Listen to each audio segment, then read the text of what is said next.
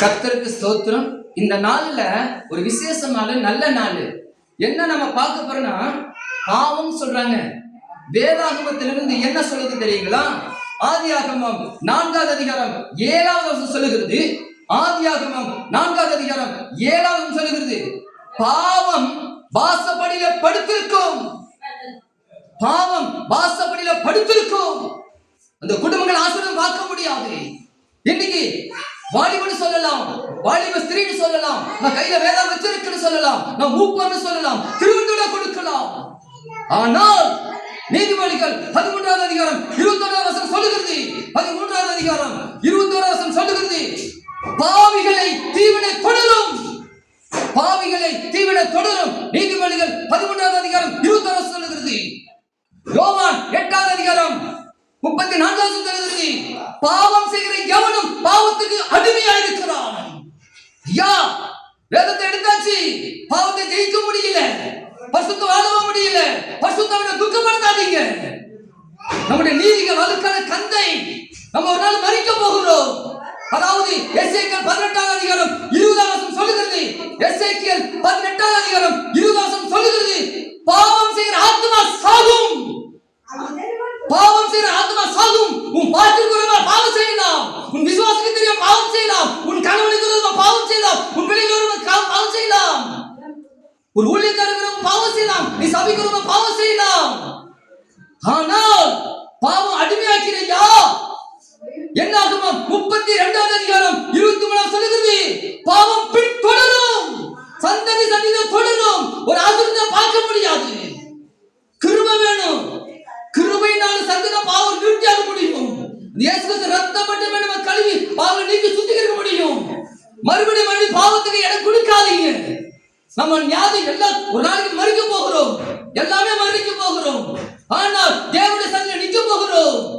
வெளிப்படுத்தின விசேஷம் 14வது அதிகாரம் 13 சொல்லுகிறது, கர்த்தருக்குள் மறிக்கிறவர்கள் பாக்கியவான்கள் தான், பிரயாசங்களுக்கு இளைப்பாறுவார்கள், உங்களுடைய கிரிகள் அங்க வந்து சாட்சி சொல்லும். ஆவியானவர் சொல்லுவாரு, நீ பரிசுத்தமா வாழ்ந்தியா இல்ல பாவத்தோட வாழ்ந்தியா? எப்படி இருக்கும் பாருங்க. இந்த எலும்புல சத்துல பாவம் ஒட்டிக்கொள்ளும். ரொம்ப கவனமாயிருங்க. ஆண்டவரே, பாவியாகிற கிருபையாயிருங்க. ஜெபிங்க. அன்புள்ள பரலோக பிதாவே, ஆசீர்வதி நல்ல நேரத்திற்காக நன்றி செலுத்துறோம். பிள்ளைகளை பாவத்திலிருந்து விடுதலை தாங்க, சாபத்திலிருந்து விடுதலை தாங்க ஆண்டவரே.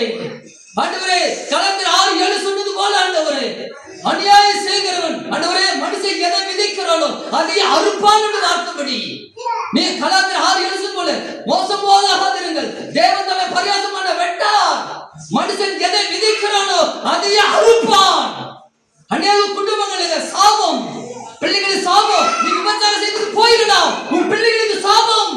துன்மார்க்கனுடைய வீட்டிலே கர்த்தரின் சாபம் இருக்கிறது. நீ ஊழியக்காரன்னு சொல்லலாம், மூப்பருக்கு சொல்லலாம், ஊழிய சபையை ஏமாத்தலாம், விசுவாசியை ஏமாத்தலாம், நல்ல ஆண்கள் பெண்களை ஏமாத்திடலாம். அப்போஸ்தலர் 5வது அதிகாரம் 3வது வசனம் 4வது வசனம் சொல்லுகிறது. என்ன சொல்லுது தெரியுங்களா? பொய்யுங்க. இருதயத்தை நிரப்பின சாத்தான் பொய் சொல்லும்படி உன் இருதயத்தை நிரப்பினது என்ன? நீ மனுஷனிட பொய் சொல்லல, தேவனிடத்துல பொய் சொல்லுகிறாய். உனக்கு நடுவில் எனக்கு சகோதரர்கள் நடுவில் தேவன் இருக்கிறார். பயம் கிடையாது, தெய்வ பயம் இல்லை. நீதிமொழிகள் 12:22 சொல்லுகிறது, பொய் உதடுகள் கர்த்தருக்கு அருவருப்பானவைகள், உண்மையால் நடுவில் பிரியம். கிறிஸ்துவனே, தெய்வத்தை பிரியப்படுத்து, வேதத்துல பிரியமாறு. உன் பிரியமான எல்லா காரியங்களும் கர்த்தர் செய்வார். பாவத்துக்கு இடம் கொடுக்காதீங்க, நித்திய அக்கினிக்கு போயிடாதீங்க. வெளிப்படுத்தின 14வது அதிகாரம் 13 வாசித்து பாருங்க. நம்ம ஜெபிப்போம். நல்ல தகப்பன், ஆசீர்வதி நல்ல நேரத்திற்காக நன்றி செலுத்துகிறோம். என் தமிழ்நாடு மக்கள், இந்தியா மக்கள், அன்று உலகத்தில் ஒவ்வொரு குடும்பங்களும் அன்று சாபத்துக்கு விடுதலையாக இயேசு கிறிஸ்து ரத்தத்தை சிந்தின தெய்வமே, ஒவ்வொரு குடும்பங்களும் உதவி செய்கிறார்கள். நீங்க மட்டுமே மகிமைப்படுகிறார்கள் ஆண்டவரே. எசேக்கியேல் 44வது அதிகாரம் 30வது வசனத்தின்படி, எசேக்கியேல் 44வது அதிகாரம் 30வது வசனப்படி வீட்டிலே ஆசீர்வாதம் தங்கும் ஆண்டவரே. சாப வேண்டாயா.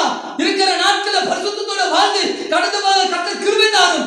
பரிசுத்தவான்களின் மரணம் அவருக்கு கர்த்தருடைய மரணம் பிரியமானது. தேவமே, மனுஷனுக்கு கண்களை ஏமாத்திடலாம், ஆனா உமது கண்களை ஏமாற்ற முடியாது. உமது கண்கள் நல்லோருக்கு நோக்கி பார்க்கிறதே ஆண்டவரே. யோபு 16வது அதிகாரம் 14வது வசனத்தின்படி, யோபு 16வது அதிகாரம் 14வது வசனத்தின்படி, என் நடிகளை எண்ணுகிறேன், என் பாவத்தின் மேல் கவனம்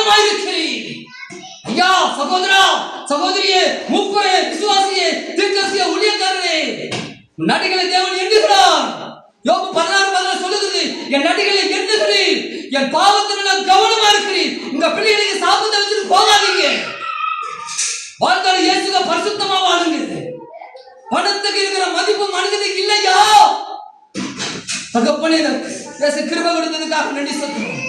ஒவ்வொரு குடும்பங்களுக்காக நன்றி செலுத்துறோம். நீங்க மட்டுமே மகிமைப்படுகிறாங்க. உங்க கருத்துல ஒப்பு கொடுக்கிறேன். யோசேப்பு போல பிள்ளைகள் பல பாவத்துக்கு வெளியே ஓடுகிற பிள்ளைகள் இருப்பது உதவி செய்கிறாங்க. எடுத்து கருத்துல பயன்படுத்துகிறாங்க. ஒரு தானியேல் போல, ஒரு நெகேமியா போல, அன்னாள் போல ஆண்டவரே நீங்க மகிமைப்பட போறதுக்காக நன்றி செலுத்துறோம். ஏசாயா 49 அதிகாரம் 3வது வசனத்தின்படி இஸ்ரவேலே நான் மகிமைப்படுவேன் என்று வார்த்தைப்படி மகிமைப்பட போற தெய்வத்துக்காக நன்றி செலுத்துறோம். காத்துக்கொள்ள மகிமைப்படும் கர்த்தர் இயேசு நாமத்திலே கேட்கிற நல்ல பிதாவே.